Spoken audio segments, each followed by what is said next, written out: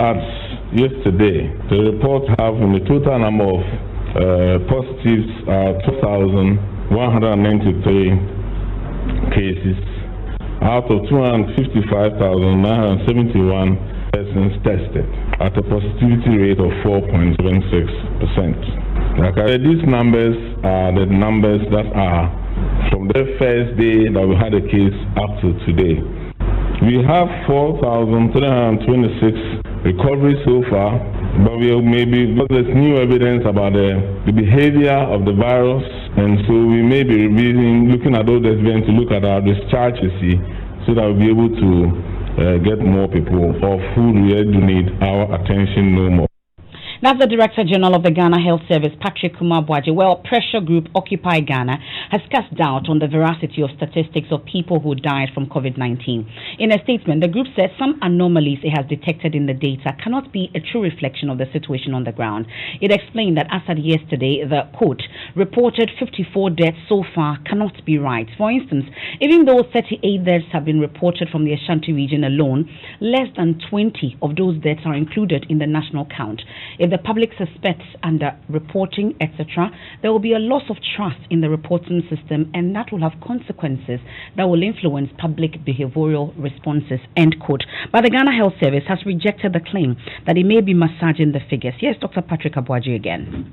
You have a national case management team that does audits, clinical conferencing with them to see what was the cause of death, how was it managed, is it all the circumstances, the COVID death, how do we confirm? As soon as that is done, they are added. And so you may see a region reporting a certain number.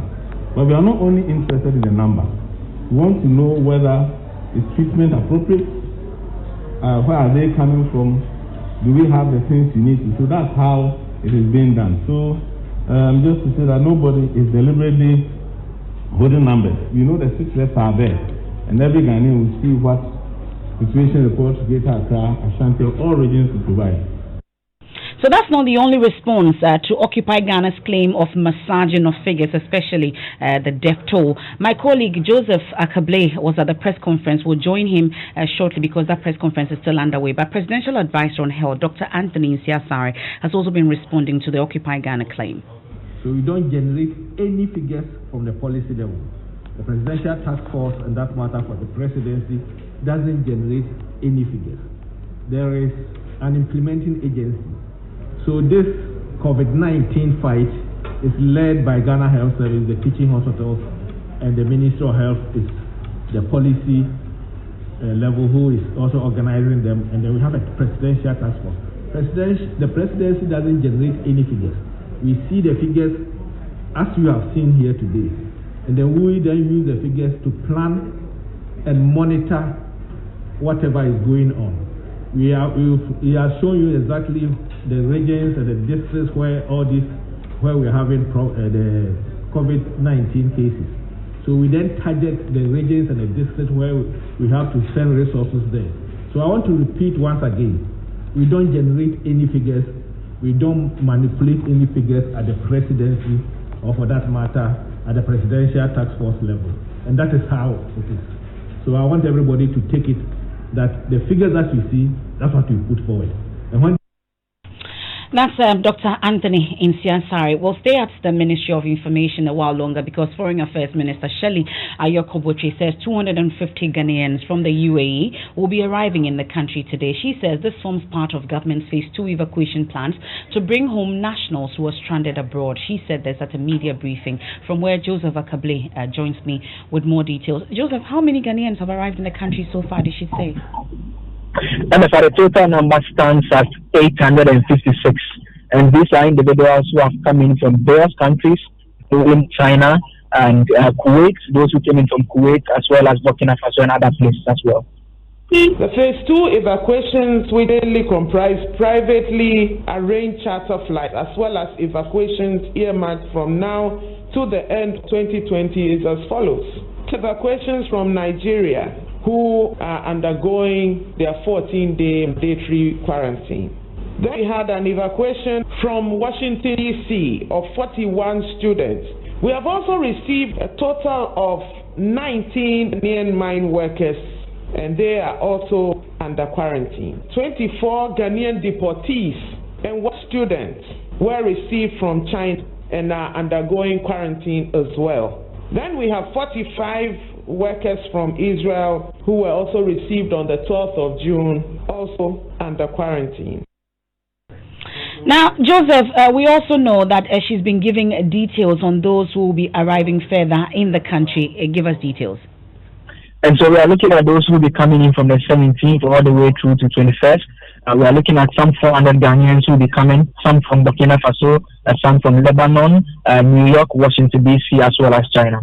We expect to receive a second batch of 250 stranded Ghanaians from UAE today, the 16th of June. And then the following assisted evacuations are also in the pipeline. Tomorrow, the 17th, and Sunday, the 21st. We have over 400 Ghanaians who will be coming back home. Also on the 19th, we expect 13 Ghanaians from Burkina Faso. They will come road. And then we are looking at also bringing back Ghanaians totaling about 195 from Lebanon. Then we'll be vaccinating Ghanaians from New York, from Washington, D.C., China, Guangzhou. We are looking at the end of the month for Washington, D.C., and also for New York.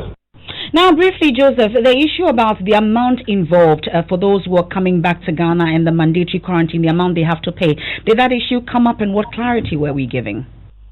It came up. The minister explains that what is accounting for the high cost is because they are looking at hotels that have large spaces, and these are hotels that tend to be expensive because it costs a lot to put security at all these facilities to ensure they remain in force. But the point she's making is that we are looking at ways of ensuring that it can bring down the cost to the Ghanaians outside, take advantage of this assistance. That's my colleague Joseph Akable from that Ministry of Information press conference. Now, the coalition of NGOs in health says Ghana has taken its eyes off the management of COVID-19. According to the leader of the coalition, Dr. Gabriel Banaku, this has led to a spike in positive cases within the past 2 weeks. He joins us on the Midday News. We are grateful for your time. So why do you say that government has taken its eyes off the management of COVID-19 cases?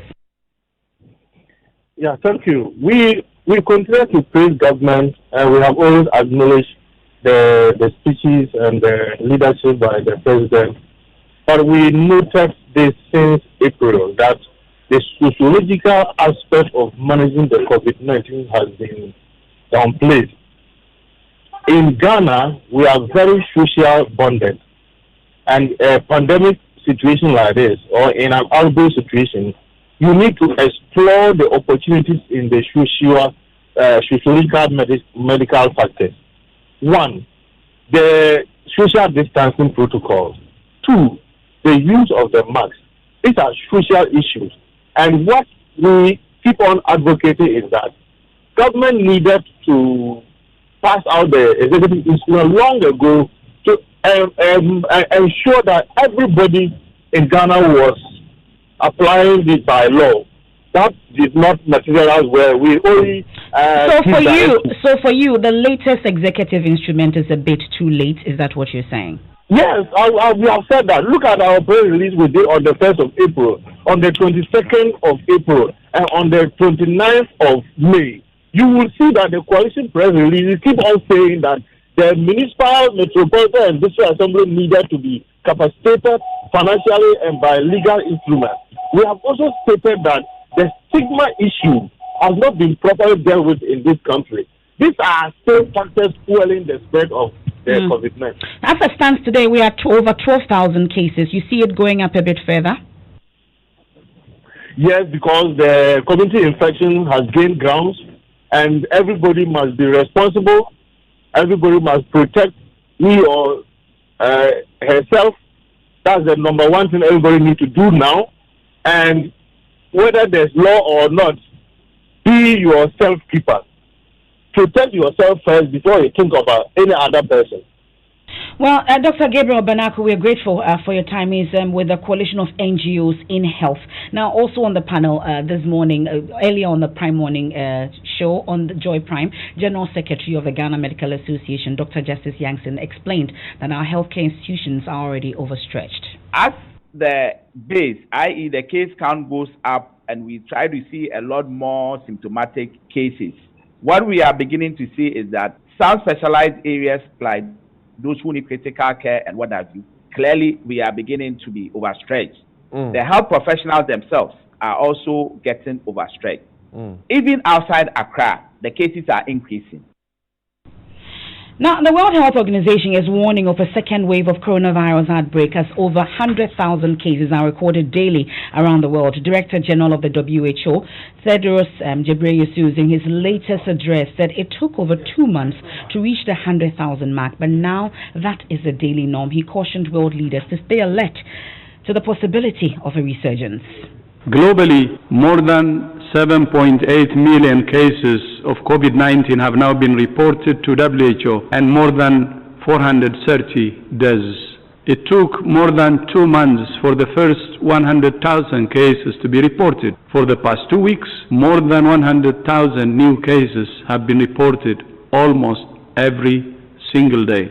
Almost 75% of recent cases come from 10 countries, mostly in the Americas and South Asia. However, we also see increasing numbers of cases in Africa, Eastern Europe, Central Asia, and the Middle East. Even in countries that have demonstrated the ability to suppress transmission, countries must stay alert to the possibility of resurgence. Director General of the WHO, Tedros Ghebreyesus, there. But meanwhile, Botswana has lifted the lockdown on its capital after most of the latest cases of coronavirus turned negative.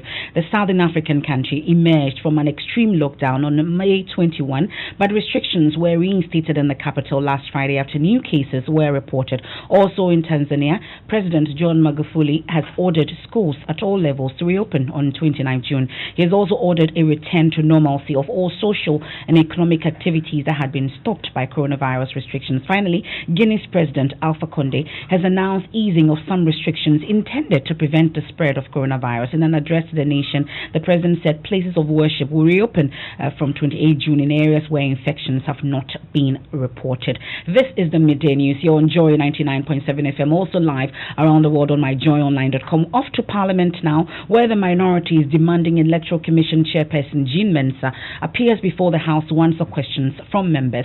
It comes as the EC boss and her commissioners today appeared before the Special Budget Committee of Parliament to justify budgetary spending and other decisions by the Commission towards the organisation of the December polls. But the minority says it is dissatisfied with their explanations. Here's Chairman of the Subsidiary Legislation Committee, Dominic Ayeni. We have issues with the deployment of the registration in clusters rather than, nationwide. We also have issues with a situation where the contractor has not been able to deliver all the kits.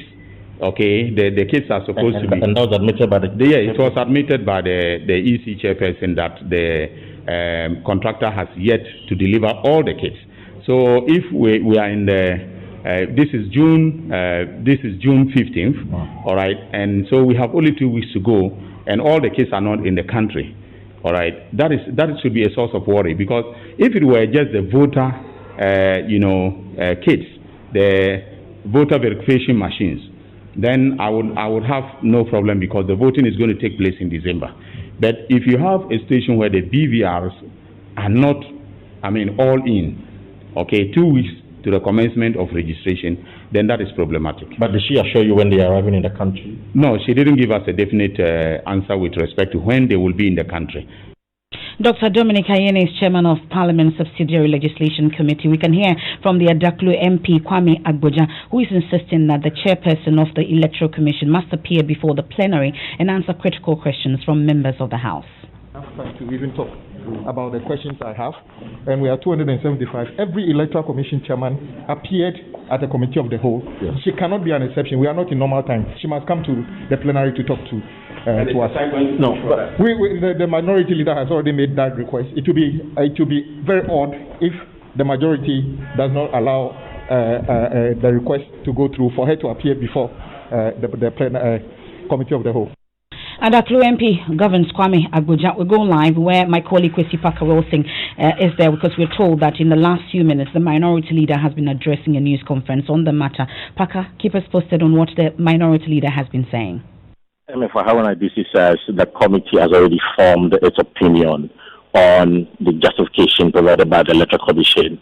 And of course, the committee will soon submit their report to the House. But for the minority, they are still not satisfied with the explanation. He cited an example where he says the commission admitted that they're going to phase out about 6,300 registration centers out of the 33,000 deserted registration centers that we have. And he believes that this will disenfranchise a lot of electorate. We can listen to him.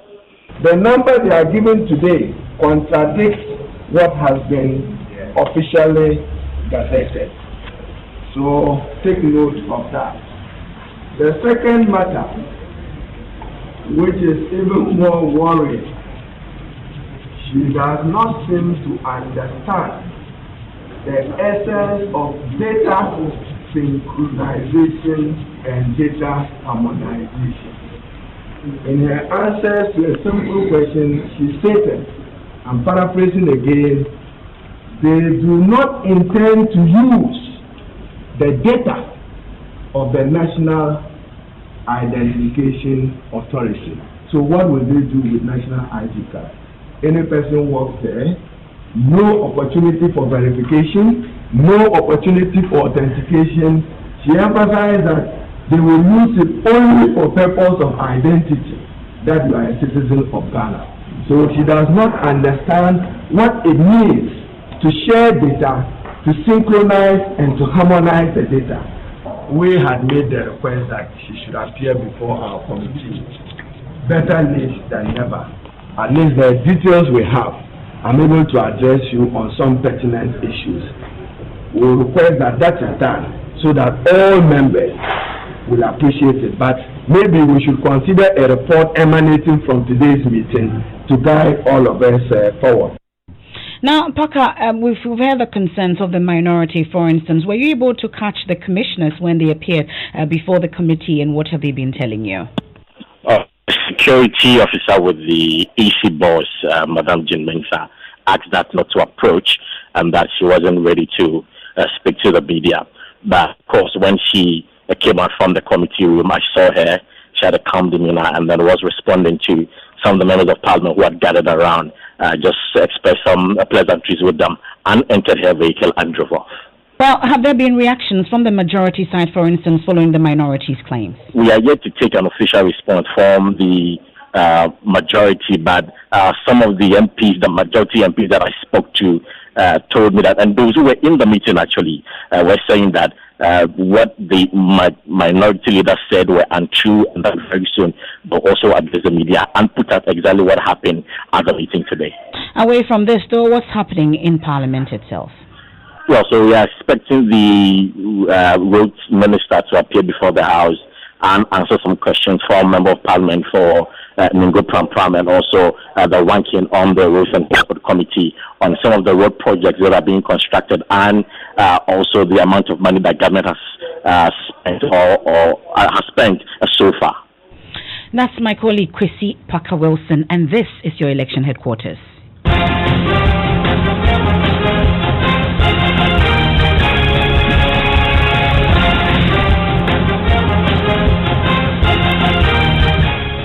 And this is the midday news here on Joy 99.7 FM. Stories covered so far. Ghana's COVID-19 deaths now 58, with case counts exceeding 12,000. We heard details from pressure group Occupy Ghana, who is accusing government of massaging the figures, a claim government denies. Still to come on Spotlight.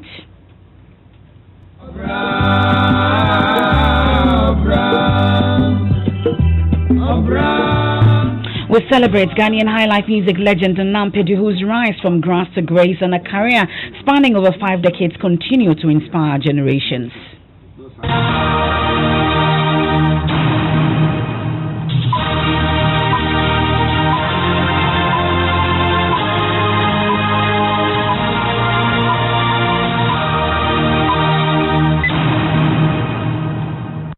Thanks for staying with us here on the Midday News. Time now for sports. George Adu Jr. has the very latest. And it's time now to talk about the English Premier League because it does return tomorrow. We've got Aston Villa versus Sheffield United, but we know that it's not returning the way we know it, of course. A number of innovations, including tunnel cameras, audio from coin toss, fans on big screens, and specific cameras to celebrate tours will be used. Joy Sports Moses Yabua has more of what to expect when Aston Villa take on Sheffield United tomorrow in the new look EPL.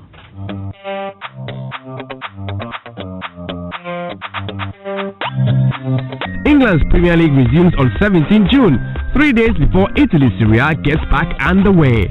On Wednesday, Aston Villa will take on Sheffield United and Manchester City versus Arsenal, which are both games in hand. A full fixture list will then be played on the weekend of June 19 to 21.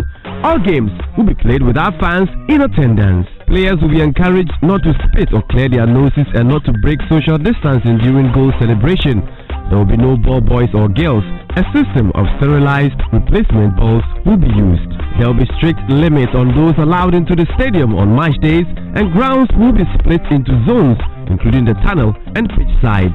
In total, only 300 people will be in each stadium, with no more than 110 in the red zone, including players, club staff, and officials. There will be deep cleaning of corner flags, goalposts, substitution balls, and match balls before and after each fixture. Players will have to hand sanitize when they enter and leave the field of play. On Thursday, the Premier League announced there will be minute silence to remember those who have died with coronavirus for the first matches. Meanwhile, players are working with the Premier League on a Black Lives Matter tribute, but details are yet to be finalized.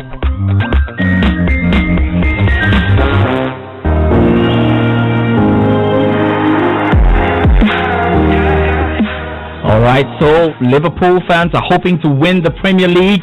I'm sure that will happen. But the next question to answer is, who gets to qualify for Europe? And there'll be a big one between Chelsea and Manchester United as they try to grab the remaining. Who's going? Who think is going? Manchester United. Oh, please, Chelsea fans know they're way ahead. And who's going to be relegated at the end of the season? That's your sport. We're looking forward to the EPL finally returning. Thank you very much, George, for the latest from the world of sports. Now let's join my colleague Justice Bedo, who is on a road trip doing a series of stories. He brings us two of them today. We'll start with this one where food producers in the Afram Plains area are afraid challenges they've suffered as a result of COVID-19 restrictions will cause food shortages this year. The Afram Plains Enclave is one of Ghana's main food growing areas, popular for the cultivation of staples like maize. However, some of the farmers say the uncertainty around when the virus would go away forced them to plant less than half of food they would normally plant. Here's a report by Justice Bedo.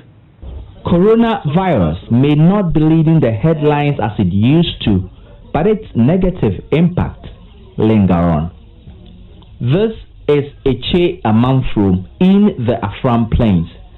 This small village is yet to record any case of the virus, and yet farmers like Ojasi Amlade are already seeing the impact on their farming job. We lost everything. We have to give what you've already planted away at almost nothing. Like many of his colleagues here, he planted less than half of the maize he would usually plant because he is not sure if he would be able to sell the produce.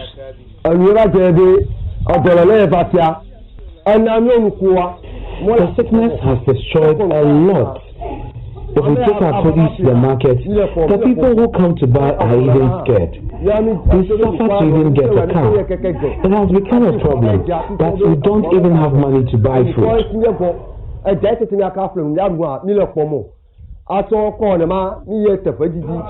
we suffer to get a fertilizer, and we can't even buy it. It's a problem. How can we plant? In the Afram Plains, two jobs are the mainstay of the people. Farming aside, fishing employs almost the remaining chunk. Now, it's 4 years today since Joy News broke the story of how a Burkinabe contractor who constructed the road from Dodo Pepeso to Nkwanta gifted former President Mahama a Ford vehicle. The story raised questions over possible conflicts of interest. I'm sure you remember, even though Shraj cleared Mr. Mahama of bribery allegations. Today, Joy News revisited the road at the center of the scandal. Justice Bedu reports. This is Nkwanta, A busy town in the Oti region. It's Monday, a market day. Once upon a time, the road leading to this town was unmotorable. In April 2016, the story changed, but not quite.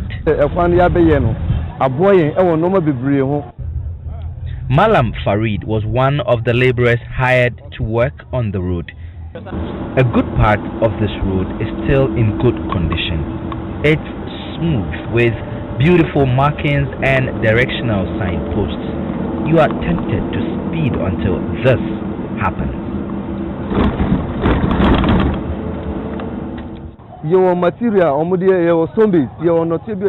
They did not sieve the stones from the clay. So much of the road was made with clay. A lot of the vehicles using this road are very heavy.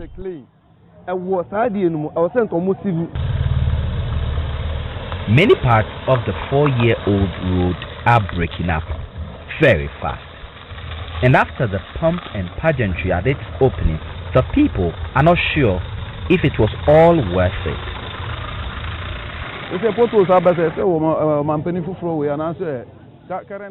I expected the new government to fix the potholes, but they have also allowed it to deteriorate.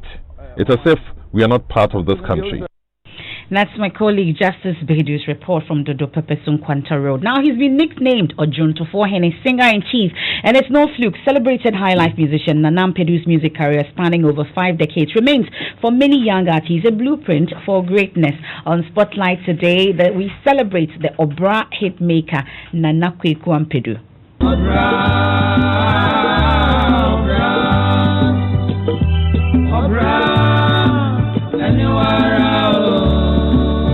This, for many, is one of his most popular songs, and it teaches several life lessons.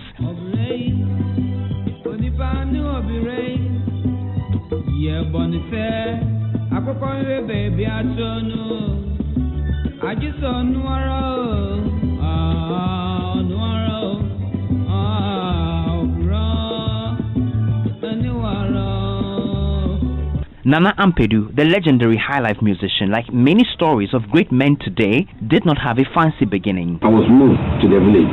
In fact, I didn't like it, but I had no other choice, And we had to walk about 3 kilometers every day in and out to school. No shoes, no sandals, barefooted, and we enjoyed it. But as an intelligent little boy, Nana Ampedu's potential would be recognized very early, and it would mark the beginning of a successful journey in music more than 5 decades ago. Standard 1, I was asked to give the school tune at any time of parade. You're the special one. Yeah, the special one. One of Ghana's most celebrated radio presenters, Fred Koku's father, so that I had the voice. So he enrolled me in the school choir and the church choir. He used a word that Ampedu sing like a nightingale. At that time I didn't understand the nightingale bird. Yeah.